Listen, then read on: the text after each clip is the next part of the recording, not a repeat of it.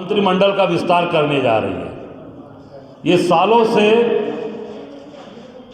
एक विधायक, एक मंत्री, एक दल के नेता लगातार ये कहते चले आ रहे हैं कि मेरा आज नहीं कल डेट बता रहे थे ओम प्रकाश राजभर जी, 4 दिन बाद मैं मंत्री बन जाऊंगा, 5 दिन बन जाऊंगा, मैं इसका डेट बता रहा हूं।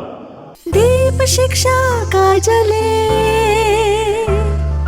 हर बच्चा स्कूल चले,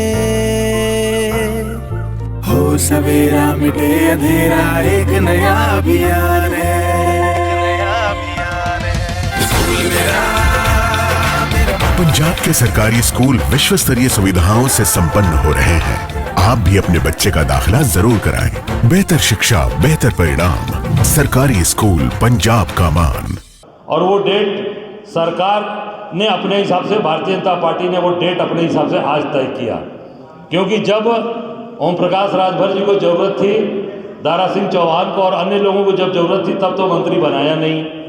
अब जब चुनाव आ गया है लोकसभा का, अब राजभर समाज का वोट चाहिए, चौहान समाज का वोट चाहिए, आरएलडी का वोट चाहिए, अन्य लोगों का वोट चाहिए, तो उनको सरकार में मंत्री बनाकर उसका फायदा जातिगत आधार पे लोकसभा में उस बिरादरी का वोट लेने का कार्य करेंगे। इस नाते आज वो मंत्रिमंडल उनको बनाया जा रहा है। मैं समझता हूँ कि केवल मौके का फ़ायदा उठाना, इस पर एक सरकार काम कर रही है और मौका परस्ती दिख रही है सीधे सीधे कि भारतीय जनता पार्टी की मौका परस्ती है, और जो बिल्कुल खुद को जातिवाद के खिलाफ बोलती है और कहती है कि हिंदू राष्ट्र और हिंदुत्व की बात करती है, और उसमें ये सरकार पूरी तरीके से विफल रही है। दूसरा जो सबसे बड़ा और चीज़ें आ रही हैं कि इनके जो कैंडिडेट घोषित कैंडिडेट मैदान छोड़कर भाग रहे हैं। कहते हैं 400 पार, 80 सीट लेकर आएंगे। आप देखिए, कई लोगों ने टिकट लौटा दिया। आसनसोल से शुरू करिए और बाराबंकी तक आ जाइए, दिल्ली तक आ जाइए। एक इनके मंत्री का टिकट कटा, उन्होंने राजनीतिक जीवन से संन्यास ले लिया। जो 5 बार 6 बार एमएलए रहे, 2 या 3 बार एमपी रहे, भारत सरकार में स्वास्थ्य मंत्री रहे, उन्होंने राजनीतिक जीवन से संन्यास ले लिया। इससे लगता है कि भारतीय जनता पार्टी के लोग कितने भगोड़े हैं, कितने भाग जाते हैं, क्योंकि लड़ने वाले, संघर्ष करने वाले लोग नहीं हैं। और जो सबसे महत्वपूर्ण मुद्दा ये आ रहा है कि जिसको सुप्रीम कोर्ट ने इलेक्टोरल बॉन्ड को जो पूरी तरीके से उसको निरस्त कर दिया और उसको कहा कि ये भ्रष्टाचार बढ़ाने वाला कार्य है, इसको निरस्त कर दिया गया। कमरे में बैठकर कहा कि 24 घंटे के अंदर ओलावृष्टि से, भारी बरसात से और तूफान से जो किसानों का नुकसान हुआ है, उसको 24 घंटे के अंदर सबको दे दिया जाएगा। ये माननीय मुख्यमंत्री जी ने, उत्तर प्रदेश के मुख्यमंत्री ने कहा था।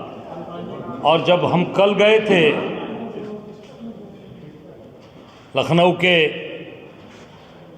बगल के गांव में, काकोरी क्षेत्र में, करजन और अन्य गांव में, तो वहाँ पर किसानों ने बताया कि अभी न तहसील का कोई लेखपाल आया, न कानूनगो आया, न नायब तहसीलदार, तहसील का कोई व्यक्ति नहीं आया, न कोई ब्लॉक का आदमी आया, और न चुने हुए जनप्रतिनिधि जो भारतीय जनता पार्टी के विधायक और सांसद वहाँ से हैं, कोई गया ही नहीं। तो जब कोई व्यक्ति गया ही नहीं, तो क्षतिपूर्ति आप कैसे बना देंगे? कितनी क्षति हुई, गांव में कितना नुकसान हुआ, कितने गेहूं की फसल लौट गई, कितने सरसों के फसल खराब हो गई, आलू सड़ गया, मटर खराब हो गई, चने खराब हो गए, अन्य सब्जियां खराब हो गई। तो इसका आकलन कैसे होगा? कमरे में बैठ के कह देने से नहीं हो जाएगा कि हम 24 घंटे के अंदर आपको सारा नुकसान, आपकी भरपाई कर देंगे। और कहीं ये गए ही नहीं। और जो इन्होंने टोल फ्री नंबर दिया है, सरकार की तरफ से जारी किया है, वो काम कर ही नहीं रहा।